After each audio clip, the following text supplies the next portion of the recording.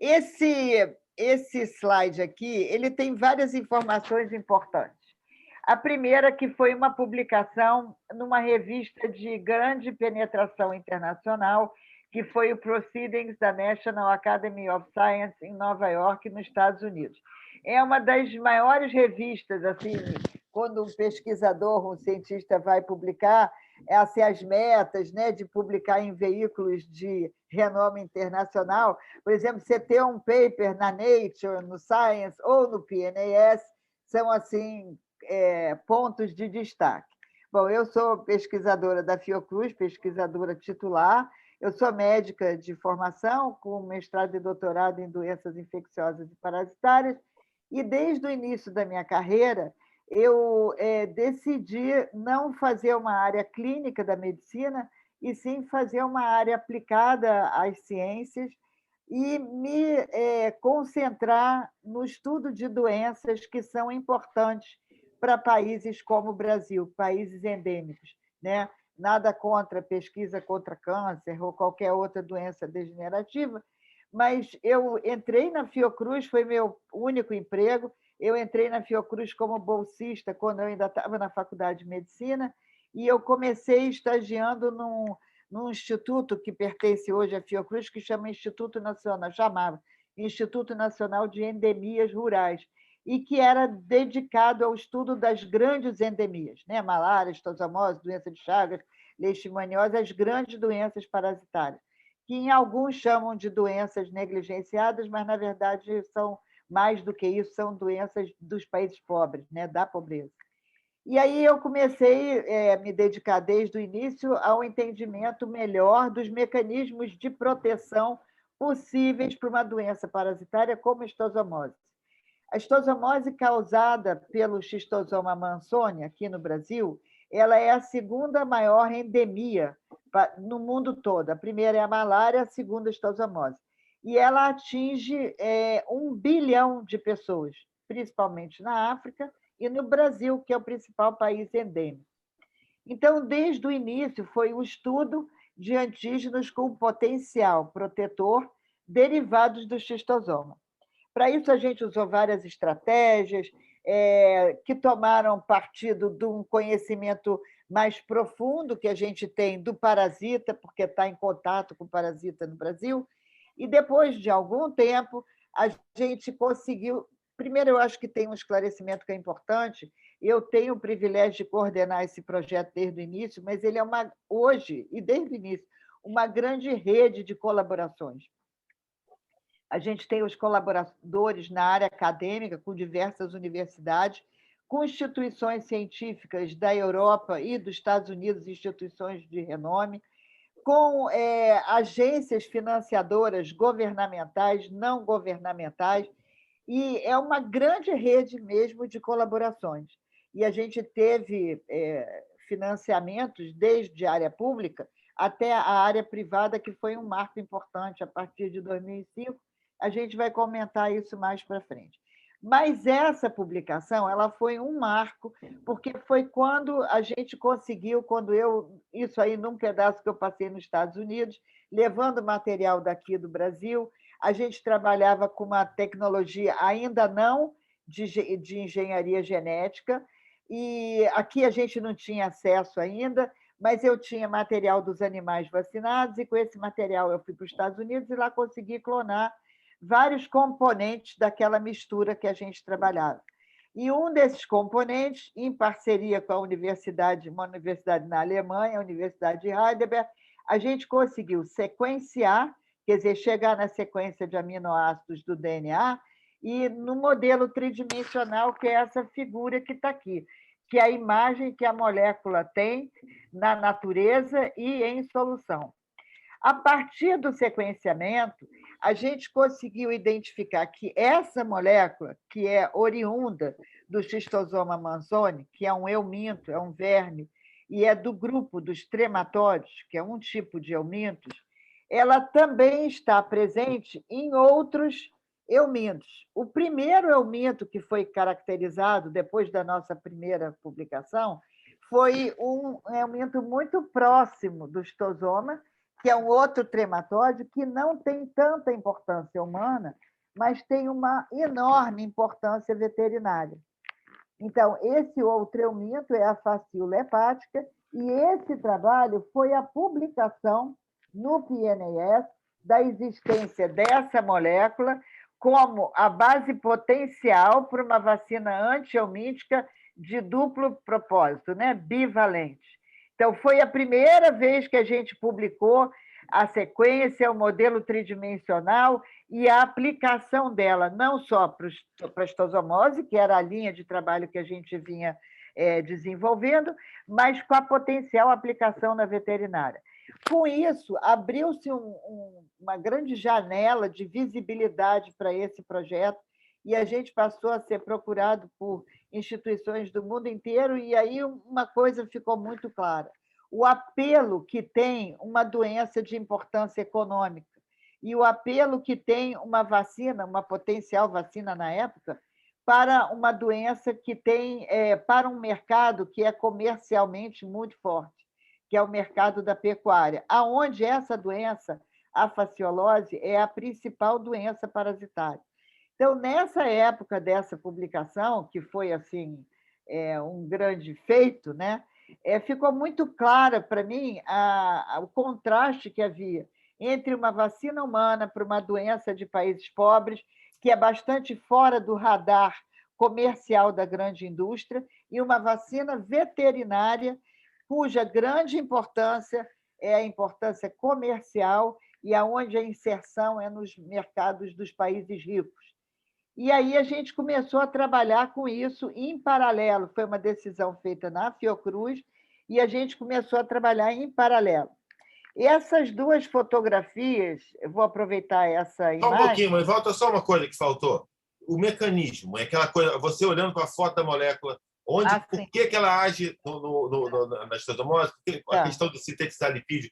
Fala a beleza da invenção. Tá, então essa molécula, esse diagrama tridimensional, ele foi possível ser construído depois de ter a sequência de aminoácidos. E aí, nessa publicação e na anterior, a gente não só publicou a sequência, que indica a homologia com outros eumintos, mas também provou a função biológica que essa molécula tem. Ela é uma proteína da família das proteínas que ligam lipídios. Em inglês, isso se chama Fatty Acid Binding Proteins, quer dizer, proteínas que ligam lipídios. E, a partir da evidência, da descoberta por outros grupos, que havia... Desculpa te interromper, mãe, mas falta.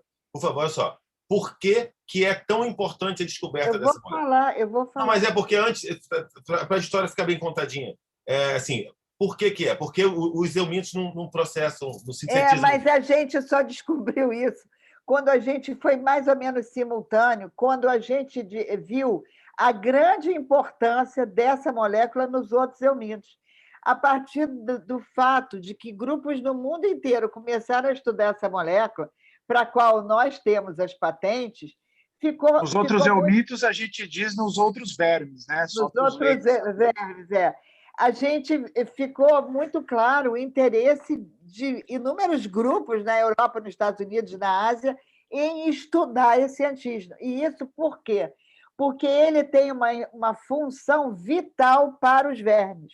Os eumintos, os vermes, eles têm uma associação crônica com os seus hospedeiros. As infecções são de longa duração, porque eles são muito bem adaptados ao hospedeiro. E eles precisam de componentes do hospedeiro para sobreviver. Tanto os eumintos, os vermes humanos, quanto os veterinários. O mecanismo é o mesmo. E um dos componentes que eles não conseguem sintetizar eles próprios, os vermes, são os lipídios. Os lipídios, as gorduras, são as principais fontes de armazenamento de energia. Isso é para o ser humano, é para os animais também. E, na medida que os vermes não conseguem, eles mesmos, sintetizar esses lipídios, eles tiram isso do hospedeiro. Daí o parasitismo, né? E o parasitismo longo e bem adaptado.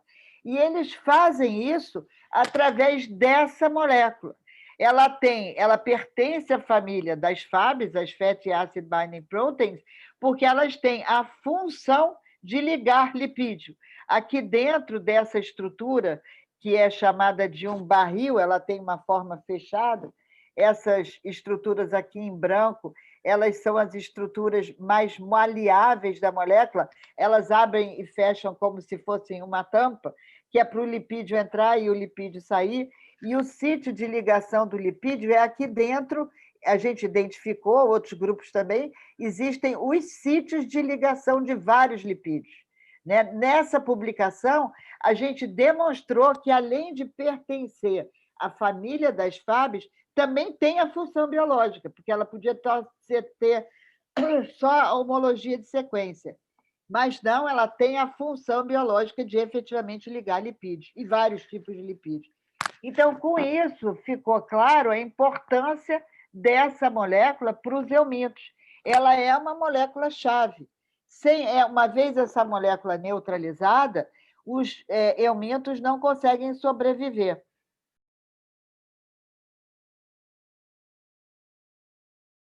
Isso. E, por conta disso, ela está situada no xistosoma e na facíola, ela é o principal componente do tegumento. Isso por estudos de proteômica feitos na Inglaterra, na facíola principalmente, ela é o principal componente do tegumento, desde a facíola jovem até a facíola adulta. Então, a localização desse componente nos vermes é totalmente coerente com a função que a molécula tem, de fazer o transporte dos lipídios, que é fundamental para a sobrevivência dos vermes. Então, e onde que está a inovação da pesquisa? Onde que a pesquisa foi lá e descobriu algo? Ela descobriu essa molécula nos eumintos. Foi a primeira publicação de um membro da família das FABs em eumintos, na verdade, em invertebrados. E, a partir disso, então, isso abriu um campo enorme. Tanto é que as nossas patentes, a primeira patente, não é patente, a primeira família de patentes, no plural, foi depositada nessa ocasião, em 90, aqui essa publicação é 93, a primeira família foi depositada em 92, quando a gente já tinha esse resultado. Por conta disso, as patentes são todas muito amplas. Elas são para eumintos, desenvolvimento de vacina a partir das FAB, para eumintos de uma maneira geral. Então, a gente tem as patentes, o direito patentário, de produzir a vacina, ela é até mais ampla, ela dá direito a diagnóstico, a teste de diagnóstico, a terapêutica, teste diagnóstico, as patentes são amplas, né? Então, a grande maioria delas foi concedida de forma ampla, que nos dá até desdobramento. Mas está calcado dentro dos invertebrados, dos vermes, né? A atuação dentro desse tipo de organismo. Isso. E é a razão para essa proteína existir, né? Ela é muito importante. Cada componente nos organismos, se você consegue descobrir a função, o tipo de localização, como é que atua, você entende, vai entendendo melhor como é que o organismo funciona. Por exemplo, as vacinas contra a Covid, elas são todas contra a proteína spike, que é a estrutura do vírus que abre a porta da célula humana. Então, é fundamental entender a biologia do parasita para entender como ele se associa ao hospedeiro e como é que a gente neutraliza isso. Então, a partir do momento que a gente entendeu, identificou, comprovou e entendeu a função biológica dessa proteína, tanto no xistosoma quanto na facíola, a gente entendeu também, a gente já sabia que esse material que continha essa proteína era muito protetor para a infecção, era uma vacina experimental. A gente só não sabia qual era o componente molecular. Então, por exemplo, a vacina da Coronavac, ela é contra o vírus inteiro, não é contra uma molécula específica. Ela é um preparado contra o vírus inteiro. Já a vacina da AstraZeneca é a proteína spike expressa num adenovírus. Recombinante é parecido com isso aqui. Então, a gente estava na fase como se fosse da Coronavac, a gente não tinha identificado qual era a molécula que dava proteção. A partir da gente identificar a molécula, a gente conseguiu sequenciar, criar estrutura, entender a função e expressar como recombinante. Então, isso foi um marco, que foi um dos objetos dessa publicação, no caminho de poder desenvolver uma vacina de verdade. Então, uma vacina, para ser efetiva, e já naquela época, no início da década de 90, e vindo do Brasil, que não é uma coisa trivial, é fundamental a gente estar numa posição tecnológica muito avançada. E o objetivo sempre foi isso, a fronteira do conhecimento. Não adiantava a gente estar com nada menos do que uma molécula muito importante para poder competir com os grupos estrangeiros. Então, os grupos internacionais, a gente tinha competidores, né, na vacina para estojamose no mundo todo. Por quê? Não porque eles têm a doença, como a gente tem, mas porque esses projetos facilitam levantar recursos. Então, os laboratórios na Europa, nos Estados Unidos, que se dedicam a essas doenças, eles vivem disso, né? Enquanto para nós é um foco importante de doença. Mas existem grupos no mundo inteiro trabalhando com doença parasitária, embora não tenham os parasitas humanos, ao contrário do veterinário. Então, por que essa tecnologia da FAB é diferenciada em relação a potenciais concorrentes que venham a querer desenvolver algo parecido com isso, que possa concorrer nesse mesmo ambiente, vamos dizer assim, de imunologia? E que estágio que estão os concorrentes, né? Porque entre vocês sabem todos que estão globalmente trabalhando, né? Como é que nós, como proprietários da FAB, olhamos para os concorrentes? Então, as principais revisões mais recentes citam a FAB o tempo inteiro, citam a gente o tempo inteiro, e tem, embora tenha resistência, né, de uma maneira mais ampla, resistência cultural, eu diria, né, e tecnológica, assim, de dar ao Brasil o direito de desenvolver uma tecnologia de ponta, a gente é que está mais avançado. Na vacina humana, indiscutivelmente, a gente já terminou o teste clínico, ainda não publicou tudo, publicou uma parte no Vaccine, há 2 anos atrás, a fase 1, e agora estamos preparando o manuscrito para publicar a fase 2 e 3. E na veterinária, nós avançamos até o final do produto, né? Como o Daniel estava falando, o Dani estava falando, no sentido da formulação, de ter evidenciado no gado a proteção, no gado ovino, bovino, isso nós fizemos, e no gado caprino, um grupo espanhol que trabalhou também muito tempo com a FAB, com a nossa FAB, fez também. Os concorrentes, tem alguns, se qualquer pessoa for ler uma revisão, vai ver a comparação, né? Não sou eu que estou dizendo. Quando você fala em vacina, existe uma... não é um preconceito, mas uma maneira de se falar muito pouco específica. Então, você encontra, às vezes, artigos, desenvolvimento de vacina para isso, vai lá ver, está ainda em fase experimental, não está em fase avançada. Então, existem gargalos fundamentais no desenvolvimento de um produto. E muitas vezes você tem um ótimo produto ou um ótimo antígeno potencial em laboratório e que não passa dos gargalos de escalonamento do processo de produção, não passa do gargalo de formulação coadjuvante, não passa por teste clínico e cai. Né? Existe uma imagem no desenvolvimento... E todos esses processos a FAB já cumpriu. Já cumpriu com sucesso. Inclusive os testes clínicos. Aí eu queria, sobre os testes clínicos, em quais países foram feitos, com qual amostragem de indivíduos, Não, mas aí não é amostragem, é gado, né? Normalmente grupos de 10, 12, 15 animais. No Brasil foi feito com a cepa Olímpia, com duas linhagens de gado, uma delas é Olímpia, que é muito importante. Isso foi uma parte do trabalho feito em colaboração com a Ouro Fino. E só para fazer um parênteses aqui, tudo que foi feito em colaboração com a Ouro Fino voltou para a Fiocruz por força de contrato. E, uma vez voltando para a Fiocruz, veio para a FAB.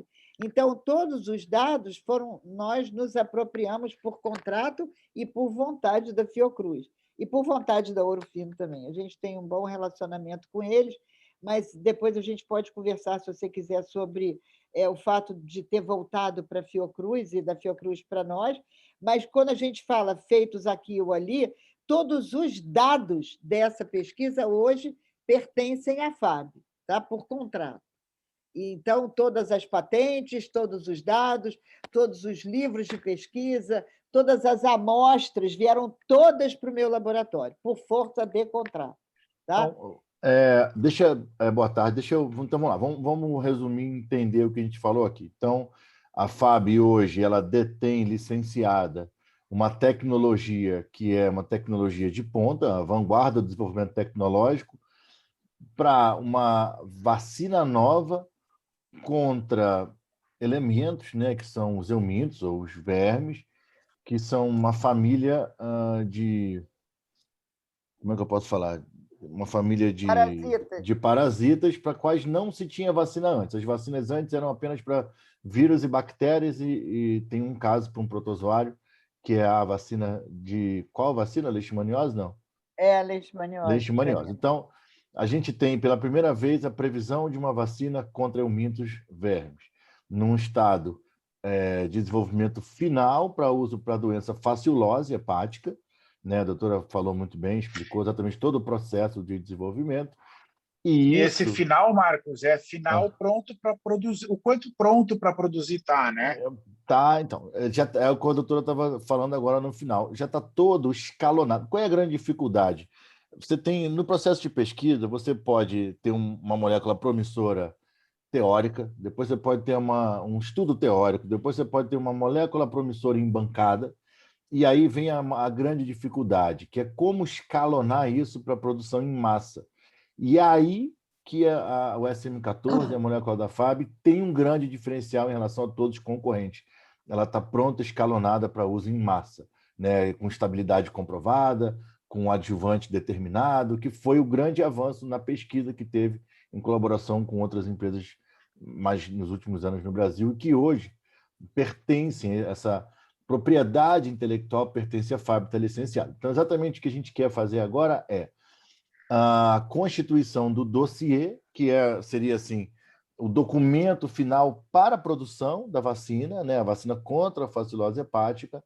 Em paralelo, a FAB, como empresa, seguir desenvolvendo essa tecnologia contra outros eumintos, e isso tem desdobramento para outras doenças, né? Até que você possa ter uma vacina universal, anti-eumíntica, ou que a gente queira desenvolver vacinas diferentes contra doenças diferentes veterinárias. Então, se hoje a gente fala de gado, daqui a pouco a gente pode falar de verminose para pet, por exemplo. Então, é um potencial comercial incrível de uma tecnologia brasileira, desenvolvida no Brasil, liderada por uma pesquisadora brasileira, que está na vanguarda no mundo todo, com um processo de produção inovador, escalonada, pronto para ir para a indústria, e que agora foi licenciada para a própria inventora terminar o desenvolvimento, até pelo perfil dela de ser empreendedora, não apenas uma inventora, uma pesquisadora, uma médica, né, infectologista, sanitarista, humanitária, mas também empreendedora. E esse é o grande diferencial da FAB. Então, a gente está pronto para o mercado. Né? E por isso... Fica uma pergunta para mim, para quem escuta. Por que essa janela de oportunidade está aqui hoje, nesse canal, e por que não está já na mesa, no M&A aí com um grande grupo médico veterinário global? Excelente, Christian. Deixa eu só concluir por que está hoje aqui. Bom, existe uma ligação da empresa através... eu sou o ponto comum entre a FAB, a empresa FAB, e o grupo todo da CriaBiz, né? Hoje eu sou CEO e founder de uma health tech, uma startup, a Vacinas.net, que está no ecossistema da CriaBiz, e eu sou muito responsável por convencê-los a trazer também a FAB para a gente desenvolver junto com os canais de desenvolvimento e aceleração e governança e funding da CriaBiz. E por que não está na mão de um grande grupo? Ao longo dos anos, empresas se interessaram, mas o desenvolvimento recente dos últimos anos, em parceria com empresas, principalmente no Brasil, e a conexão com o produtor de um adjuvante nos Estados Unidos, trouxe um avanço muito significativo para o projeto. E isso foi fundamental também para a Fiocruz licenciar para a própria inventora a patente. Isso foi feito no ano passado, em fevereiro, março, poucas semanas antes da pandemia. Então, esse trabalho de desenvolvimento que seria feito de prospecção acabou parando por causa da pandemia. Nesse meio tempo, eu me tornei uma empresa investida da Criabis e agora, quando a gente foi ao mercado, eu falei, não, então vamos lá levar para a gente desenvolver junto o projeto, que é um projeto muito grande. Né? Em vez de ir direto na indústria, simplesmente fazer um licenciamento, vamos construir uma empresa. Né? E construir a Fab Biotech como uma empresa de desenvolvimento de vacina. Não simplesmente licenciar a molécula para uma indústria fazer uma vacina. Né? Essa é a nossa visão hoje. Mas eu não sei se a pergunta do Christian foi por que veio parar na mão da Fab e não na mão de uma outra empresa. Eu acho que o Dani explicou isso no início, não é cultura na Fiocruz. Né? Não existem, por exemplo, essa é a primeira tecnologia, não só da Fiocruz, mas brasileira, de uma vacina, que está chegando no mercado. Então, isso a gente tem aqui no Brasil, e a Fiocruz faz parte desse universo, a gente ainda está muito atrelado aos estudos clínicos, epidemiológicos e não tecnológicos de desenvolver tecnologia de ponta. Não existe nenhuma vacina desenvolvida pelo Brasil até hoje. Então, isso é uma coisa que, por exemplo, nos Estados Unidos, eles têm uma agilidade enorme e hoje esse mercado são muito pequenas biotechs que são vendidas para a grande indústria. Nem a grande indústria também mudou o seu perfil. A grande indústria de vacinas, no passado, tinha P&D muito forte. Hoje não tem. O que ela faz? Ela compra tecnologia. Ela compra pequenas biotechs especializadas em algumas tecnologias. Esse é o caminho que é feito nos Estados Unidos e na Europa também. Mas nos Estados Unidos é muito acelerado. É o grande modelo de fomento nos países que desenvolvem tecnologia de uma forma muito acelerada. Né? Não é por outra razão que a gente não tem tecnologias aqui no Brasil desenvolvidas pelo Brasil. Né? E a lei que permitiu a Fiocruz licenciar isso para a Fab foi em 2019? Foi uma nova versão da lei em 2018 ou 2019, mas uma edição anterior já abria isso. Em 2005, 2006, já havia uma primeira edição da lei de inovação, de tal maneira que, em 2006, a FINEP, que é o principal órgão financiador do governo federal, né, abriu uma chamada pública para PPP. Então, as parcerias público-privadas só foram possíveis a partir da lei de inovação, que é o grande horizonte que a lei de inovação abre. Mas essa edição mais recente da lei, ela ainda fomenta mais a participação do inventor, que também não é invenção nossa. Nos Estados Unidos, por exemplo, a coisa mais comum são as spin-off e as startups dos inventores de dentro das instituições acadêmicas. Né? E esse modelo funciona muito bem, porque Exato. Ninguém melhor do que nós, do que o nosso grupo, que desenvolveu até aqui, para conseguir chegar no final. Né? Isso é muito mais possível e provável a partir do nosso grupo do que você colocar isso nas mãos para fazer o desenvolvimento final que nós já fizemos, tá? Do que se você colocasse isso nas mãos da indústria há 5 ou 6 anos atrás. Muito possivelmente eles iam ter ideia de querer mudar isso, mudar aquilo, e muito mais dificilmente teriam chegado ao ponto que a gente chegou. Eu queria fazer um comentário que o Marco já falou, o Dani falou, em focar no desenvolvimento de uma vacina de verdade. Eu uso muito essa expressão em palestras dentro da Fiocruz, né? A diferença de você ter um antígeno, uma tecnologia potencial e você, de verdade, chegar num produto. É muito diferente. E nós tivemos essa diretriz, isso foi talvez uma das coisas que eu acho que eu tenho mérito. Assim, eu busquei uma linha reta, assim, não desviar para as colaterais, não me seduzir pela coisa acadêmica. Isso me gerou prejuízo de publicações. Eu tenho algumas publicações muito importantes, mas eu não fico publicando aquilo, né? Assim, porque precisava dar atenção às patentes, né? então não pode publicar antes da patente ser depositada, etc. Mas, agora me perdi. Não, no sentido que a senhora colocou, de um planejamento muito claro. Então, por exemplo, vou te dar um exemplo. Quando a gente estava numa fase bem avançada da molécula, a gente precisou escolher o adjuvante. E isso em animais ainda. Eu resolvi usar, a partir dessa evidência aqui, eu decidi usar adjuvantes que fossem aprovados e aceitos para uso humano, no que toca à vacina humana. Então, eu poderia você vê muito trabalho experimental com fórmulas mirabolantes de adjuvante que não são aceitas, então não adiantava. Então, desde o início, por exemplo, teve uma outra fase do escalonamento que a gente fez e teve sucesso de tirar do processo de produção todos os produtos proprietários. Então, se a gente estivesse usando uma cepa uma célula qualquer de cultura que fosse da propriedade de uma empresa ou de alguém, a gente descartava e buscava uma outra. Então, a gente não usou nenhum produto proprietário que gerasse royalties, né, em todo o processo de produção, assim como a gente só usou insumos que permitissem o desenvolvimento final das duas, tanto da vacina humana, que foi mais difícil fazer isso, quanto da vacina veterinária. Então, foi assim um caminho uma estratégia muito definida. Nada foi por acaso, né? E eu acho que a gente foi bem sucedido. Acho que a sorte, não é a sorte, né? Mas o lado positivo da gente ter caminhado esse caminho todo foi que a gente nunca foi derrubado por um problema técnico, né? O que levou muito tempo, o que atrasou, o que demorou idas e vindas, foram questões burocráticas, dificuldade de compra de reagentes, né? Todas as dificuldades burocráticas de uma instituição brasileira. Mas, tecnicamente, a gente não só está com uma molécula que é de interesse mundial hoje, né?